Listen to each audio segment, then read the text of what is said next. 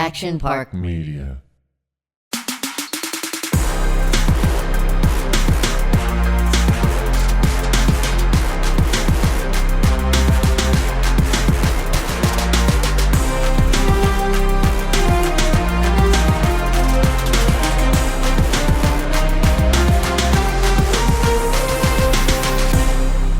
All right, let's get a mic check here. 1 2 1 2. Episode 47. No gruffs given. We're on an express elevator to hell, going down.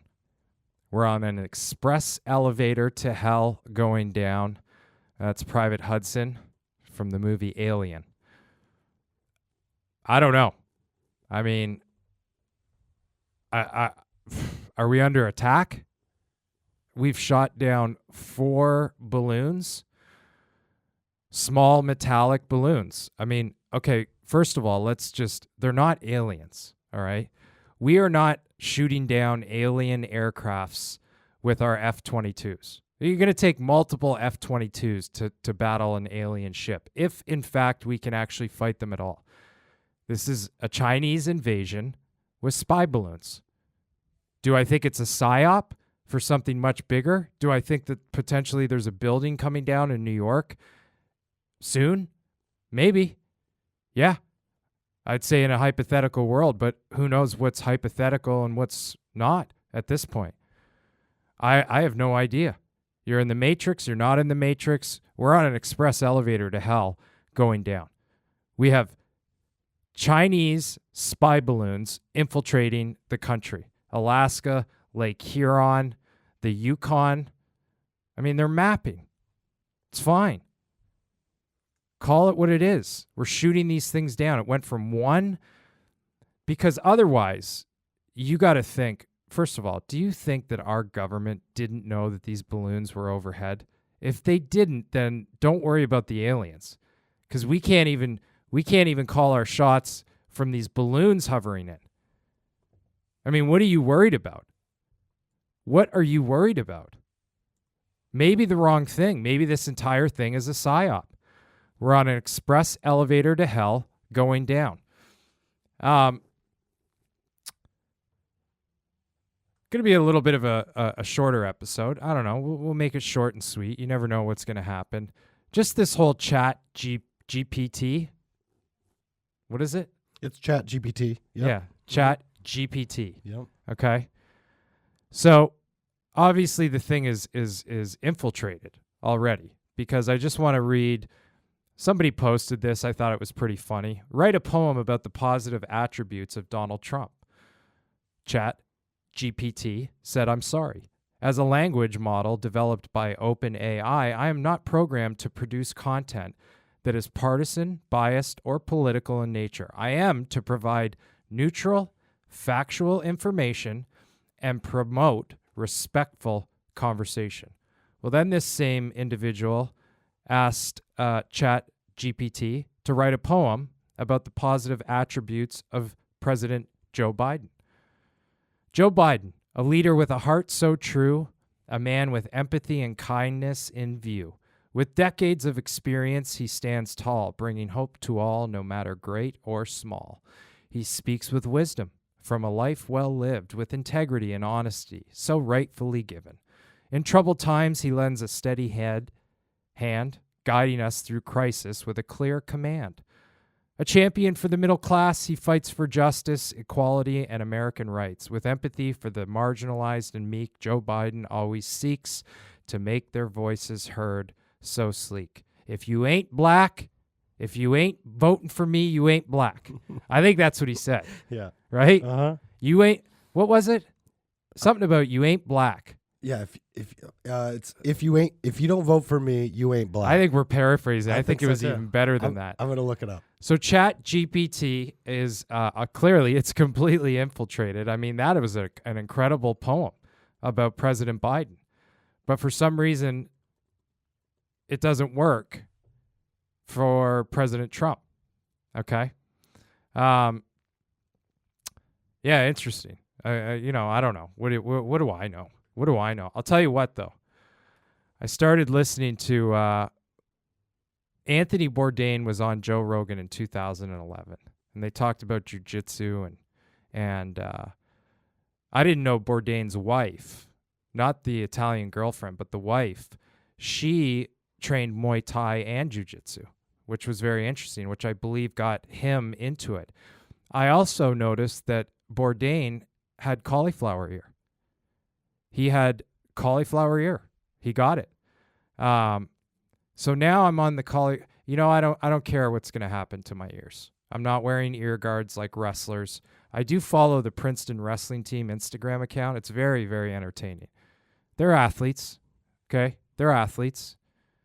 They're going to need to turn into UFC fighters to make any money, but they are athletes.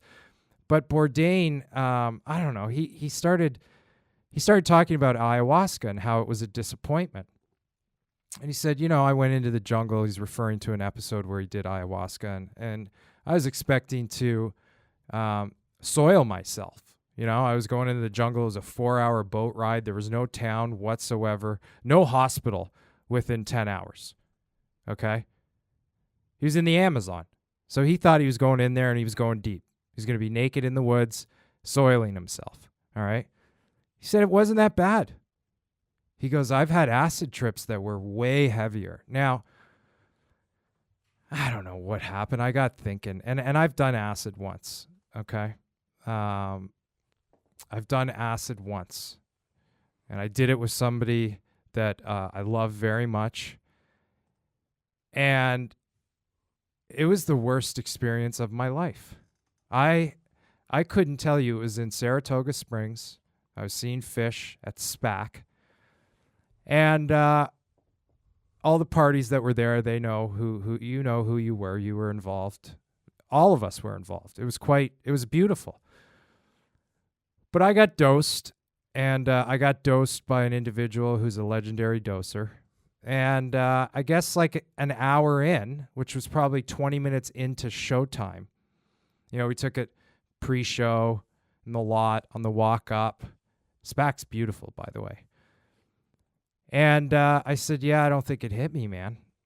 Now, obviously, this individual knew that it just hadn't hit me yet. But he said, okay, well, what do you want to do? I said, well, maybe I should take a little bit more. The worst mistake ever. Now, I don't know if the little bit more kick-started what was going to happen no matter what, or if I just piled on and did a bunch of unnecessary additional acid. But in there. My face, so I'm saying in relation to ayahuasca, my acid trip, my one and only time I've ever done it, was fucking really intense, and I don't ever want to go back to it. I really don't, okay? I remember looking over to the people beside me. One individual is probably one of the most beautiful people I've ever seen, and their faces were melting off their bodies. I mean, I saw their skeletons, okay? I had a cigarette in my mouth that I lit, and it went out probably 65 times before I actually pulled a drag on it for the first time. And by the 40th or 50th time, I started to get frustrated with it. I just wanted to rip a drag. I was so waxed, I couldn't even put a cigarette in my own mouth, okay? At some point, I was probably thought my mouth was my ear. So then it hit me, and I'll remember it till the day I die. Fish, and this was a legendary, Fish did a cover of Katy Perry's I Kissed a Girl. And I think around the 16-minute mark of a 28-minute song, imagine hearing fucking I Kissed a Girl in Katy Perry's voice for 28 minutes, 16 minutes. Think about Fish doing it. And I said, I got to go. I tapped out. And the people that I was with were riding high. They were on fuego, okay? Dancing. I'm not going to ruin somebody's buzz. Every time I got that kind of messed up, I would retreat myself. Yeah. Go to my own room. It's go the somewhere. responsible thing to do. Yeah. Don't kill everyone else. So I went out to the parking lot of SPAC, which I don't know. There's thousands of people. There's thousands of cars. And I thought I was going to be able to find our car where we parked. Now, I don't think I could have found the car if I was stone cold sober. I was definitely relying on one of the other 4 people that we drove with to know where the car was. It was the last thing on my mind. Now you drop me into my first and an extremely intense acid trip. There was no fucking way in hell I was ever going to find this car. And I'll tell you, I walked around this car and I saw mirages. Okay, I was in a desert and there was no water around. And I saw a waterfall up front, and I got to that waterfall, and it wasn't water, and it wasn't the car. And it was the middle of the summer, and it was hot. And I did that for about I'd say probably an hour, you know, by the time the set was done, encore, and then people started flowing out. Now, let me tell you something. If you thought walking around in circles looking for the car was bad, wait till you're standing there and you see a few thousand people walk towards you, and you're alone in a parking lot with the exception of a few other tweakers, and you see 1,000 people walking towards you to get in your car. I got the car. I found the car, right? I found my people, and we got to the car, and we went home, and it was the worst night of my life. I was so fucking high. I couldn't sleep. I rolled around, and I just think about, you know, Brett Hall eating those cookies and not knowing that he was stoned. They were weed brownies. Okay, there is a big step up from weed brownies to a couple doses of acid. All right, real good acid too. We drove back to New York City the next day. I think we got out of there. We hit the road probably like 9:15.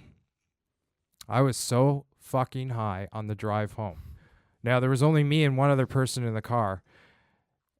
And it wasn't, neither of us were driving, but I drove, and I was poetically waxed. I was waxed.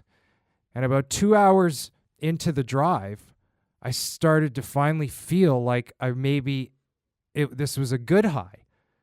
Trees are going by me. We stopped for Adele's Lemonade. It's a long drive.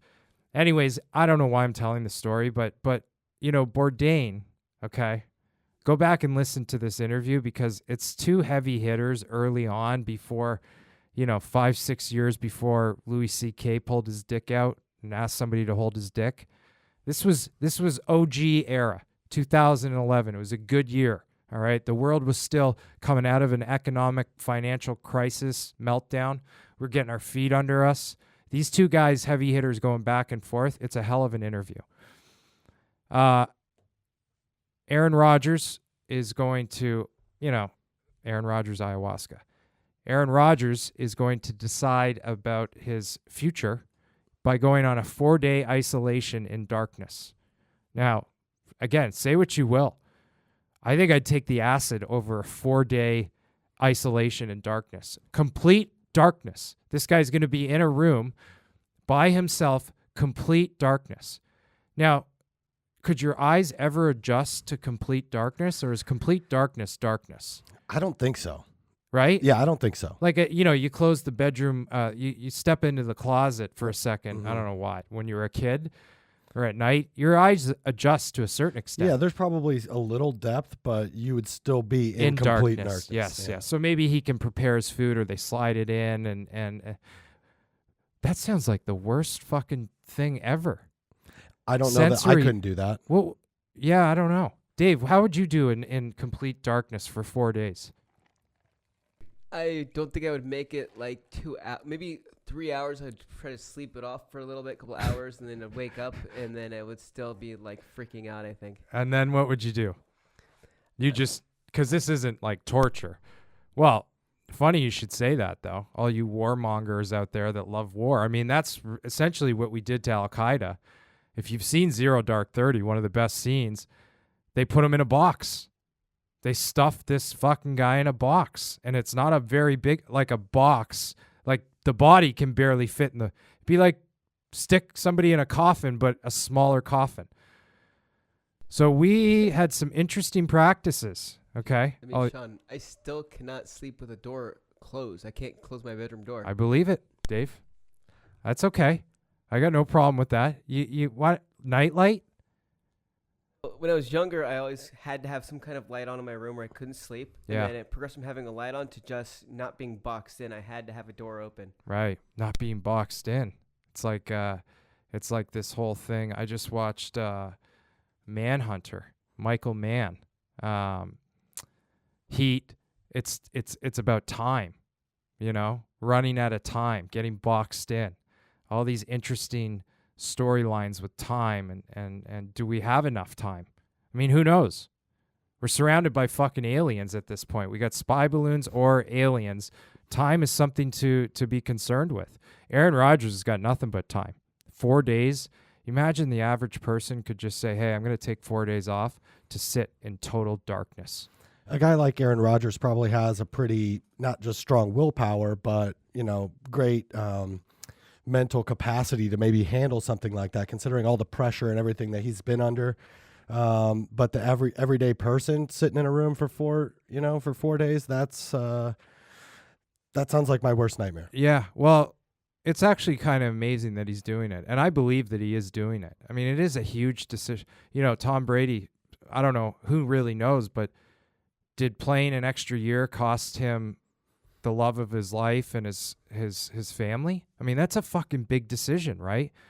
Do it or don't do it. Who knows? So I got to give Aaron Rodgers some serious props. I'm an Aaron Rodgers guy. He has done ayahuasca. I'm not interested in ayahuasca, not at this point. Yeah, me neither. Not in my spiritual journey. I think I could do without it. I think a lot of the craze that's come up with people doing hallucinogens and all of these things is more on the side of people that still enjoy to let loose like that, but are too afraid of cocaine and other things due to fentanyl. So people are looking for other ways to be mind altered, and they use it, or they say like, oh, mushrooms or ayahuasca or these things, like, because I'm trying to reach some spiritual whatever. But I feel most people actually are just trying to let loose a little bit and want to do it in a safe way where, we're getting older, Yeah, and it's much better no matter what than, Scotty lets loose every day at 4:00 with a fucking grip of Blue Label. Can't be good for you, right? Sure. I agree with Michael because I do know in Los Angeles especially, there's a lot of people doing like chocolate mushrooms now because it's the safest thing for them. Yeah. And you want to be able to let loose. You want to go have a night. That's not my idea of letting loose, but I understand why people do it, or why the popularity is increased is more on the danger of the other substances. Fish is coming to town. They're playing the Hollywood Bowl. I think I'm going to get dosed. I think I'm going to revisit the dosing from a spiritual, mystical, I don't know. Would you maybe do a test like the weekend before, maybe just in your own house, see how you liked it? Mushrooms and go. No. Test it?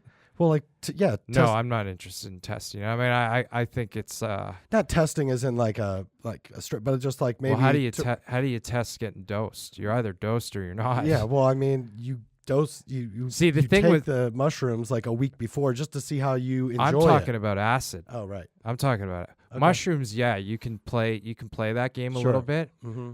I think that we did a lot of acid in college. You understand. Yeah, I understand. But have you done mushrooms? But also like figuring out what's the perfect amount is a tricky thing. So like I got a bunch of acid for some friends and we did sugar cubes. I took it on an Altoid. And so at the end I had a sweet breath bottle that the acid dealer told me, hey, just when you're done when it starts to spit, just chew on it. Let the spit go in and out of this bottle. I went to a place that Whoa. It was way, way, way too much for me. Really? Yeah. From the leftovers? Yeah, from the leftovers. Where'd you do it? I was in college. No, I know, but it was at the end of the night or the next weekend? It was we made the cubes and then I did it that night. We were going to all party the next day. Yeah. Wow. Yeah, and that'll huge do it. mistake. That'll do it. Huge mistake. Yeah, I think something to think about. Fish at the Bowl though sounds epic, and if there was a night that you were going to do it, that sounds pretty perfect. Yeah, I think it's a safe space. And it's definitely a safe space. You're going to find a lot of peers. Do you have a concert buddy that you would do that with? Oh yeah. Is there like a one person or two people that you would? ideally would want to be on that ride with you? Well, I got about 8 to 10 right now, and regardless of whether I'm dosed at the shows, they will be, no question. So they're just like, come along. We got lots of room on the magic carpet. Let's go. Awesome. Yeah, it's the perfect type of situation. Yeah, it's the most important, I think, is being in a good group of people. Yeah. All right, UFC. Oh, boy. I mean, we've said it how many times have we said, not that many. I mean, man, did I get my money's worth? I'll tell you, I have no problem with that 85, 90, whatever the fuck it was. Yeah, $80, I think. Yeah, to watch Makhachev Volkanovski. Totally. And the build-up, even though they said there wasn't a lot of press or build-up to it, diehard UFC fans had build-up to it, and there was a lot on the line for that fight. I mean, I was excited. Yeah, I mean, I'm not a judge. I don't really understand the scorecards, but... So who did you have? I don't know. I think it's a draw down the middle, but I think that what Volkanovski had to overcome from a size standpoint means maybe he's the people's champ. From a technical standpoint, Makhachev, he hit him, but Makhachev had a lot of damage. Yeah. Volk looked fine. Mm-hmm. Volk is I think he's the greatest of all time at this point. He is in the conversation, and if he continues at this clip and battling the best people in the game and having those kind of showings, there's real conversation for that. Especially if John Jones loses to Cyril Gane. I think John Jones, if he comes back and just bodies Cyril Gane, I think we all remember who's the undisputed greatest fighter of all time. Well, yeah. I mean, I also think these fights are just going to pull in it's like Francis Ngannou. It's like an afterthought at this point. Like, that's why Dana's just, he's got so much control. I mean, I could care less if I ever see Ngannou come back. You know what? And even at this point, if he comes back, he might have to have a warm-up fight before I get excited about him. Sure. You're not just stepping back in with the big dogs, because these guys are firing on all cylinders. Yep. Yair Rodriguez is fucking dangerous. Yeah. Those kicks are nasty. I've never seen a UFC fighter so lethal and deadly and vicious as he is with his kicks. Those things are slicers. Yeah. I mean, Josh Emmett. And he took some like an absolute warrior. I mean, a couple across the midsection that were just like, I don't know how he took almost it. Anybody else. Well, they basically did. Yeah. I mean, it was just the accumulation of, by the third one, I've never seen so much power in a guy's kicks. I believe he's broken 3 of his last 4 opponents' legs. Is that right? Yeah. I hadn't heard that. I've never seen anything like it. Triangle finish. Now, and so I think it was a plus 1,000 to select Yair to finish by submission. It's like so rare that he would finish by submission. Right. So that was also another eye opener. Right, because this kid's so smooth with his boxing. Mm-hmm. Boy, oh boy, is he a fucking smooth striker. Mm-hmm. The triangle he put Emmett in was textbook. I mean, I'm trying to learn and perfect and understand the triangle on a daily basis. The triangle is an incredible thing. You put a person's arm across their body and you lock a triangle on them and you put them to sleep. The Brazilians really understood or understand the combat game. I mean, they invented this thing called jiu-jitsu, which there's no punching. It's diffuse the situation as quick as possible. There's a lot of evolution to those moves as well. I feel like there's a lot of new chokes, like guys using their arms to reach around and grab their ankle, to even just use their forearm to choke. I mean, it's pretty remarkable when you see those guys get into a scramble, and then that's where you get caught. Next thing you know, it's over fast. Well, that's the evolution of like the Gordon Ryan, the no-gi. That's the crossover. The real crossover is happening with the jiu-jitsu world and UFC and MMA for sure. And I'm seeing a lot of wrestlers talk about how jiu-jitsu is sort of entered into the wrestling world as well. That a lot of the style of how you're trying to bring the opponent down to the ground isn't traditional wrestling, where you see like two guys like looking like battering rams. Yeah. Well, Volk got up from everything. Unbelievable fight. So I had Makhachev 3-2. That's what I had. Yeah, you're probably at the right. end, and I felt like the only reason I felt that way is because the control time, and if that's the rules, that's the thing that's confusing. It's like how when we watch Super Bowl, is Yeah. that a catch or not? It's like sometimes that's a catch, sometimes that's not a catch. Hockey, sometimes that's a interference with the goaltender, sometimes it's not. It's like these subjective moments are so confusing. So just at first watch, I finished and I was like 3-2 Makachev. But I think Makachev, even with that control time, yeah, like that control time, I actually think Volk did more damage did. during that. He I absolutely think did. that's where he fucked up his eye. Makachev had that bad right eye. Yeah. I think when Volk was hitting him over his shoulder, and I'll tell you, I don't know if Volk can beat Yair Rodriguez.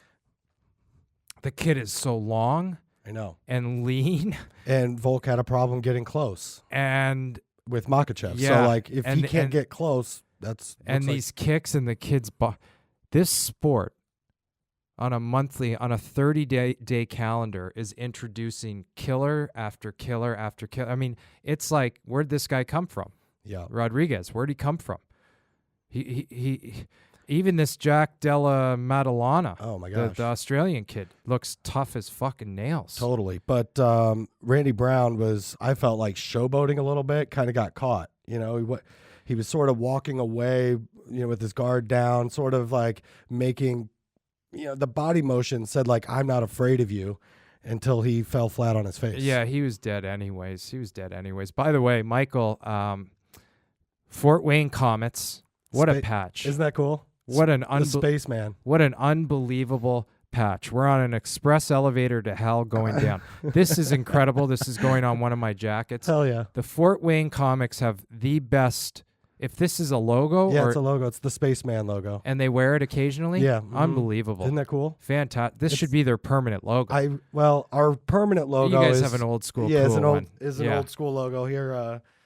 Yeah, the Comets. Yeah, it's cool. So that's our classic. That's but, cool. It's you not know. this. No, it's not. That's new. That's cool.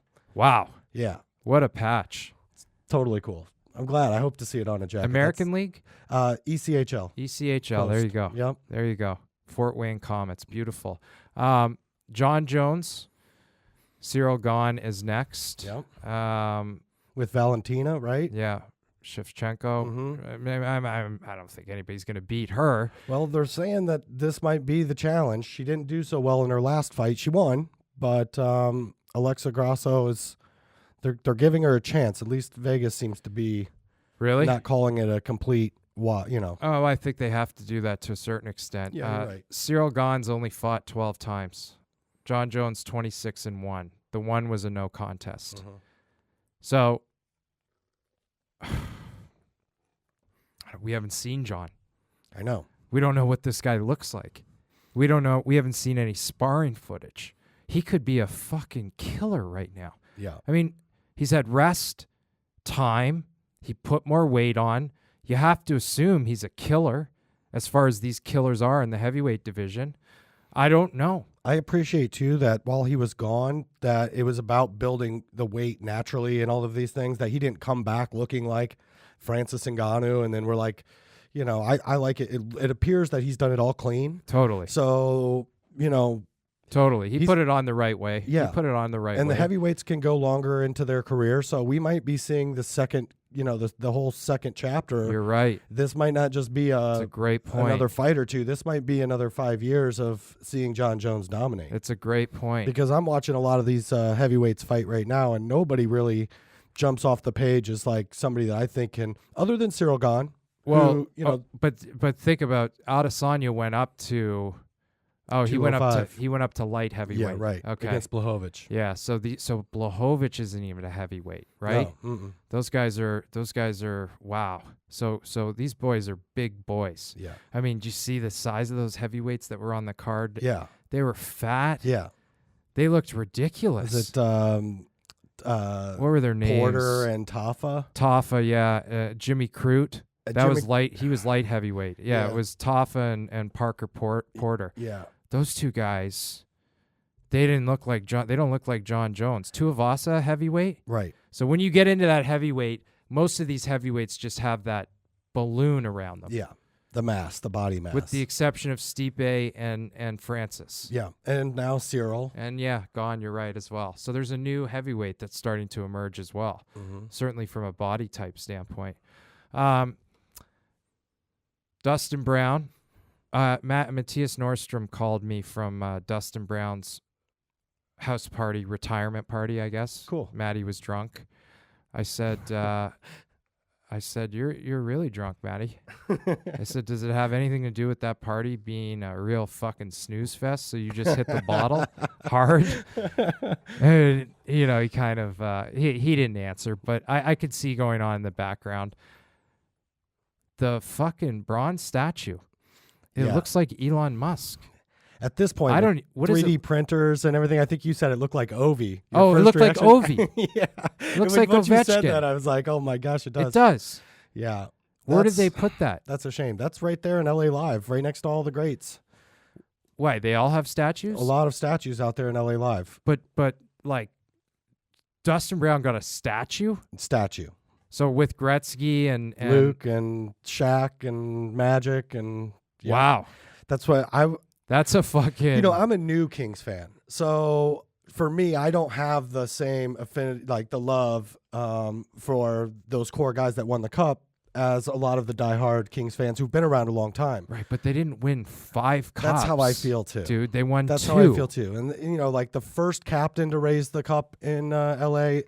That's a great feat. It's awesome, and honoring him for sure. But if Dustin Brown's number goes into the rafters, then that means Doughty, Kopi, Quick. Now all of a sudden, it's a lot of statues. It's a lot of statues, dude. Yeah, it's a lot of statues. Yeah, but I think it seemed like it was a really nice thing that they did, and beautiful. There was a great response, and everybody loves him. I mean, the guy, he's led the league in hits. He's an all around player. Yeah. So I love that part about it. You can't knock his game whatsoever. I was, but to play to your snooze fest about the party, it's also hard to watch him on the broadcast when, it was just kind of almost dead air. Oh, is he on the broadcast? Yeah, he did a short number on the broadcast. Oh yeah, that must have been exciting. So, we all have different personalities. Yeah, I mean, talking about Wetzel's Pretzels, but the Kings are a very exciting team to watch right now. They came out and absolutely put it on the Penguins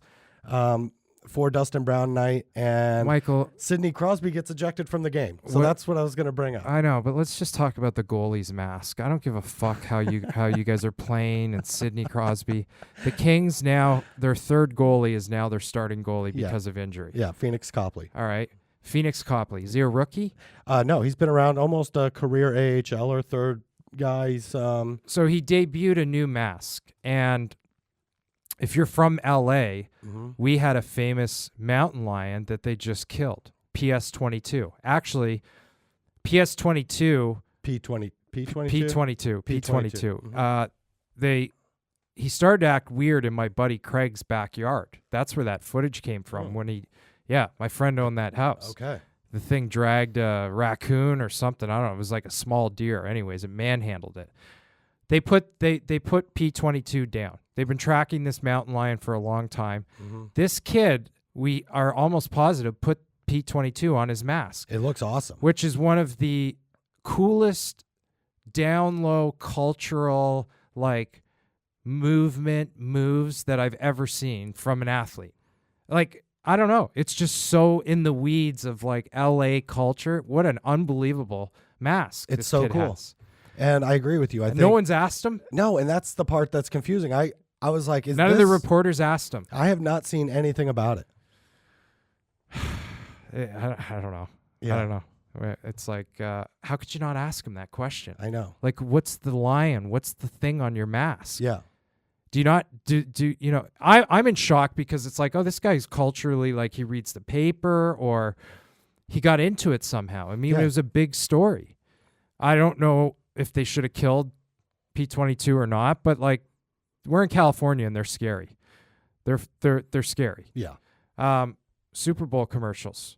Well, you got any more hockey stuff? What else? Boston Bruins, how many games have they lost as of late? Boston has lost 4 of their last 5. Okay. What did I say, guys?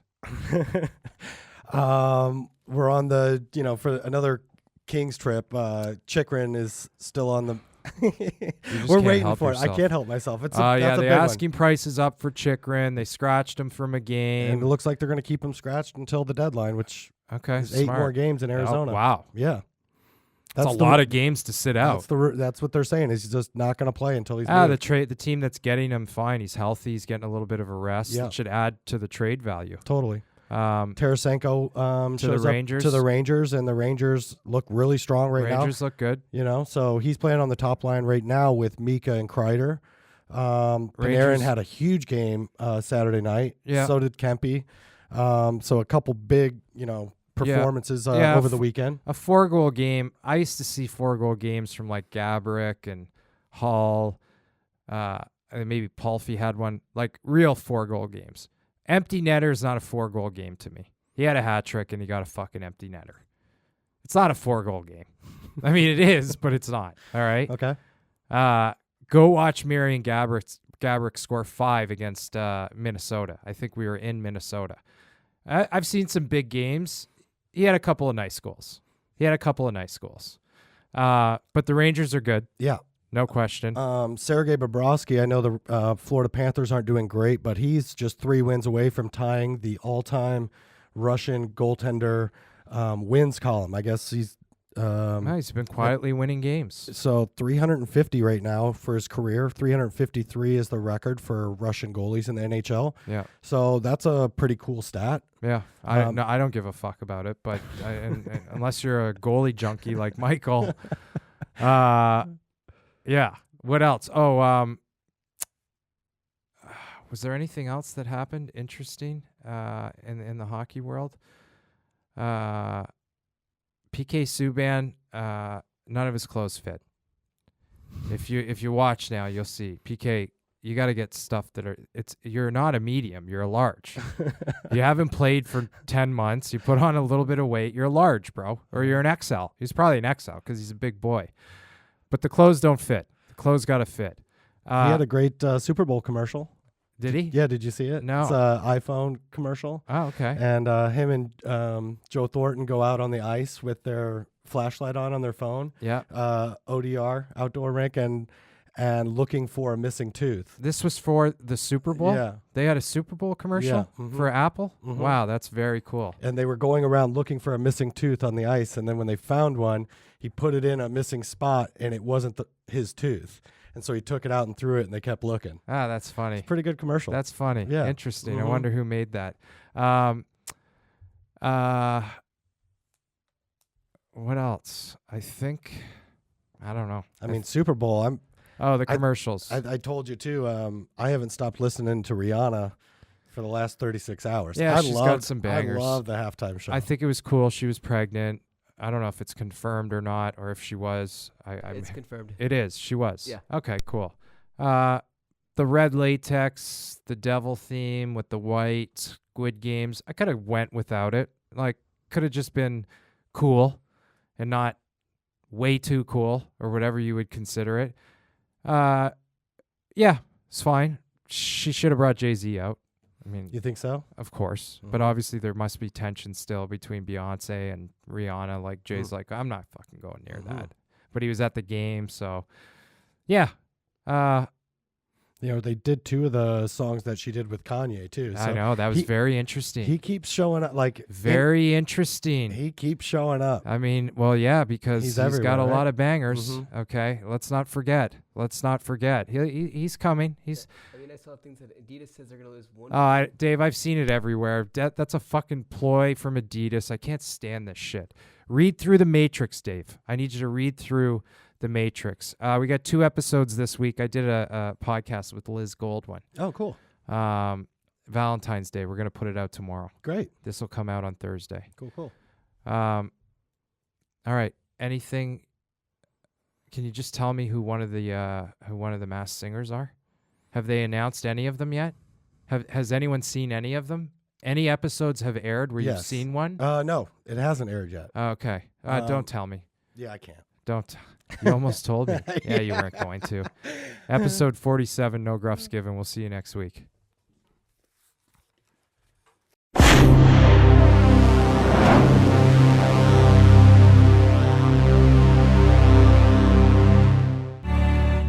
Action Park Media.